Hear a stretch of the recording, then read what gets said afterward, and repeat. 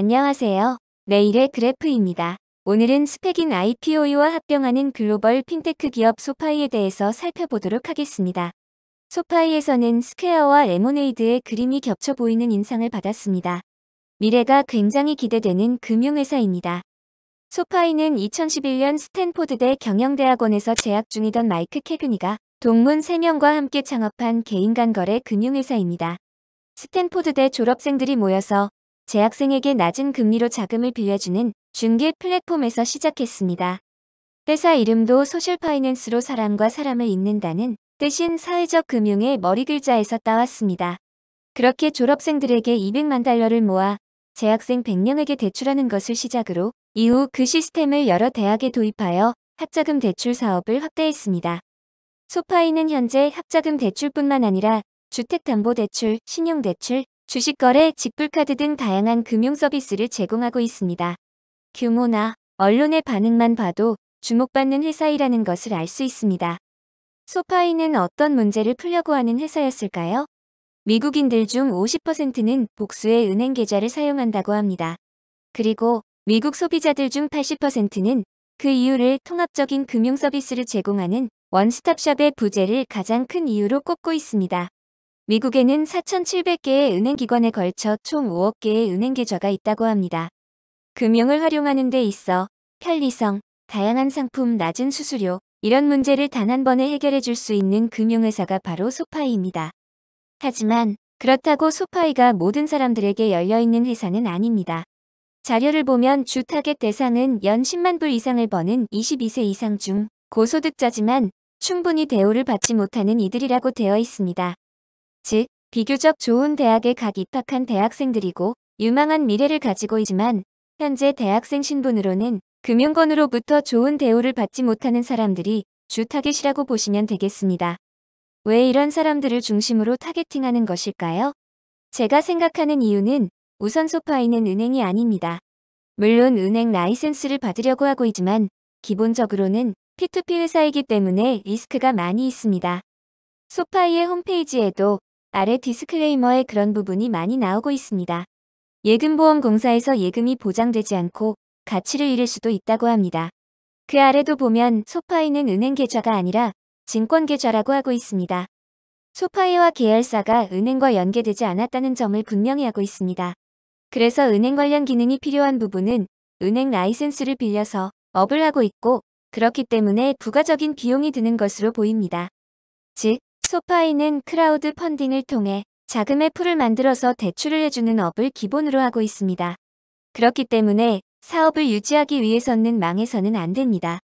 저는 이 점을 부정적으로 보는 것이 아니라 오히려 기발하다고 봅니다. 지난번 레모네이드 영상에서 말씀드렸듯이 작은 부분에서 시작하라라는 피터 틸의 메시지와도 잘 연결되어 있습니다.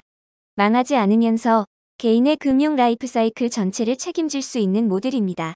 적어도 10만 불 이상을 버는 좋은 대학을 나온 개인들이 연체 확률이 비교적 낮을 수 있겠습니다. 그런 사람들이 변호사, 의사, 금융맨 등 고소득층으로 이어집니다. 그래서 처음에 마이크 캐그니가 2011년 재학생에게 낮은 금리로 자금을 빌려주는 업을 시작한 것이 아닌가 싶습니다. 여기서 바로 첫 번째 투자 포인트가 나옵니다. 소파이의 주요 고객층은 고학력, 고소득의 20대부터 40대까지입니다. 고객층이 한정적이긴 하지만 긴 상환기간, 높은 한도의 대출, 비교적 저금리 상품을 제공해 이들을 끌어들였습니다. 소파이 입장에서는 돈을 빌린 사람들이 연체하거나 파산할 위험이 적기 때문에 낮은 금리로 대출해줘도 이익을 거둘 수 있다고 합니다. 덕분에 소파이는 2016년 무디스로부터 P2P 금융기업 중 최초로 무디스에서 AAA 등급을 받기도 했습니다. 소파이는 신용평가에서 금융, 비금융 정보를 모두 활용하는 것으로 알려져 있습니다. 미국 3대 신용평가사인 엑스페리안, 트랜스유니온, 에퀴팍스의 신용평가가 반영된 스코어, 신용평가사가 만든 벤티지 스코어, 대출자의 현금, 유동성과 수입 안정성 등을 종합적으로 평가합니다. 학력, 직장 경력, 승진 가능성, 업무 성과, 취업이나 이직 준비 등을 주요 평가 지표로 활용하기도 합니다. 고객의 현재뿐만 아니라 미래도 심사에 반영하겠다는 것입니다. 그래서 소파이의 시작점은 중간에 있는 것과 같이 바로 학자금 대출입니다. 여기서부터 시작하여 일단 학자금을 받게 되면 고객들이 소파이를 떠나지 않게 하는 전략입니다. 일단 진입하게 되면 이때부터는 급진이 모시게 됩니다. 예금 금리도 대출 금리도 시중 금리보다 유리하게 적용해 주려 합니다. 학자금 대출에서 투자, 개인 대출, 신용카드, 궁극적으로 가정을 꾸려 주택 대출까지 받는 모델입니다. 여기서 바로 차별화된 전략이 하나 더 나오는데 바로 멤버십 전략입니다. 소파이에서 학자금을 대출을 받은 후 떠나지 않으면서 이 안에서 금융에 관련된 모든 것을 누리게 하는 것입니다. 멤버들에게는 굉장히 많은 혜택을 제공합니다.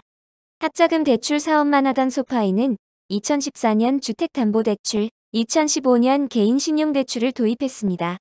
기존 학자금 대출자가 취업을 하거나 전문직 자격증을 따면 금리를 낮추거나 상환 기간을 조절할 수 있는 상품도 만들었습니다. 미래 가치가 높은 고객을 학자금 대출을 통해 미리 확보하고 이들의 생애 주기에 따라 맞춤형 금융 서비스를 제공해 매출을 늘리는 전략입니다. 소파이는 대출자가 파산하지 않고 경제력을 키울 수 있도록 오래 자사 고객으로 남을 수 있도록 특별한 부가 서비스도 제공합니다. 가령 갑작스럽게 실직할 경우 3개월까지 상환을 유예해주고 다시 직장을 구할 수 있도록 재취업 컨설팅이나 창업 교육을 제공합니다. 재취업 컨설팅에서는 이력서와 자기소개서 첨삭, 면접 코칭도 해줍니다. 소파이가 직접 대출자와 동종업계에서 일하는 다른 고객을 찾아 연결해주고 일자리를 알선해주기도 합니다. 이 밖에도 법률, 자산관리 전문가들로 구성한 자문위원회를 통해 고객들에게 올바른 자산관리와 재테크 방법을 제공합니다. 부동산 보유 계획까지 함께 자문해줍니다. 지금 눈앞의 이익보다 장기적인 관점에서 고객과 동반 성장하는 길을 선택하였습니다. 세 번째 투자 포인트는 이제 공격적인 확장에 나서고 있습니다. 올해 4월에는 미국 모바일 결제 시스템 개발 스타트업인 갈릴레오를 12억 달러에 인수하였습니다. 갈릴레오 인수를 통해 디지털 결제 시장으로도 확장하려고 합니다. 갈릴레오가 서비스하던 소상공인도 흡수할 수 있게 됩니다. 홍콩 주식 거래 플랫폼 스타트업 A 시큐리티를 인수하기도 했고, 소파이는 통화감독청에 은행 인가 신청도 하면서 종합금융 핀테크 기업으로 나아가고 있습니다. 스퀘어도 은행 인가를 신청 중이라는 점도 인상적입니다. 은행 인가를 받음으로써 더 낮은 금리로 자금을 조달할 수 있고 대출도 추가로 진행할 수 있겠습니다. 물론 자본 확충도 필요하겠습니다. 2025년에는 은행 인가를 통한 에비타가 3억 달러까지 늘어날 것으로 예상을 하고 있습니다. 간략하게 살펴본 바와 같이 회사를 굉장히 영리하게 잘 꾸려가는 인상을 받았습니다. 더 매력적인 것은 대표이사입니다. 현 대표이사인 앤소니 노토는 마이크 캐그니가 성추문에 휘말린 뒤 들어온 긴급 소방수입니다. 그런데 이 역할에 적임자로 보입니다. 미국 육군사관학교를 졸업했고 워튼에서 MBA를 했고 골드만삭스에서 굉장히 신임을 받았던 임원이었다고 합니다. 트위터에서는 잭도시의 가장 오른팔로 주요 사업을 많이 담당했다고 합니다. 영상을 봐도 비전을 가지고 있는 대표이사라는 느낌이 많이 들었습니다. 금융과 테크를 동시에 접해본 인물로 핀테크 회사인 소파이에 너무나 잘 어울립니다. 회원 수는 가파르게 증가하고 있습니다. 최근 기말에는 170만 명의 회원을 보유하고 있고 2021년 말에는 75% 증가한 300만 명까지 늘릴 예상입니다. 물론 예상치이기는 하지만 최근 2개 분기 성장률을 보면 꽤 높은 성장률로 성장할 수 있을 것이라는 점을 예상할 수 있습니다. 회원 수가 늘어나면 소파이 내부에서 고객들이 다양한 상품을 접할 수 있는 기회가 생길 것이라는 예상을 할 수 있습니다. 긍정적인 모델로 보입니다. 소파이는 남미, 멕시코로도 확장을 준비하고 있습니다. 소파이는 미국 핀테크 스타트업 중 가장 많은 투자를 받은 기업입니다. 창업 이후 현재까지 소프트뱅크, 카타르투자청, 페이팔 창업자, 피터틸 등으로부터 누적으로 3조 원을 투자받았습니다. 스펙 설립자 샤마스 측도 이번에 2.8억 불을 추가로 파이프로 투자한 것으로 보여서 향후 전망을 긍정적으로 보고 있는 것이 아닌가 싶습니다. 합병 구조도 간략히 살펴보겠습니다. 인수 총 유통 주식수는 8.7억 주가 되고 스펙의 기본 가격 10불을 가정했을 때 약 87억 달러를 시가총액을 가정하고 있습니다. 어제 종가로 이미 18.74불이 되었기 때문에 약 162억 달러 시가총액을 가정하고 있다고 하겠습니다. 다행히 어제 급등하지는 않았고 오히려 2% 소폭 하락했습니다. 이 중에 파이프 투자자 자금은 12억 달러이고 이 중 차마스 측에서 들어온 자금 2.8억 불이 있습니다. 높은 가능성을 보고 티로프라이스라는 미국의 운용사도 투자를 한 것으로 보입니다. 거래는 1분기 내 종결 예정입니다.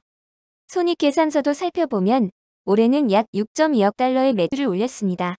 주 사업인 대출에서 돈을 벌고 있고 기타 금융업에 손실이 나고 있습니다. 전반적인 영업이익은 6,600만 달러를 기록하고 있는데 내년에는 에비타 기준으로 이익으로 전환할 것으로 예상이 되고 있습니다. 지금까지의 성장세를 미루어 봤을 때 충분히 가능한 시나리오로 보입니다. 향후 매출 성장률도 기입해 놓았는데 소폭 공격적이지만 달성이 가능할 것으로 보입니다. 스퀘어와도 밸류에이션 비교를 해보겠습니다. 먼저 스퀘어의 손익계산서도 살펴보면 엄청난 성장을 거두어 왔습니다. 특히 코로나로 인해 현금 사용이 획기적으로 줄면서 스퀘어와 같은 회사에 기회가 왔습니다.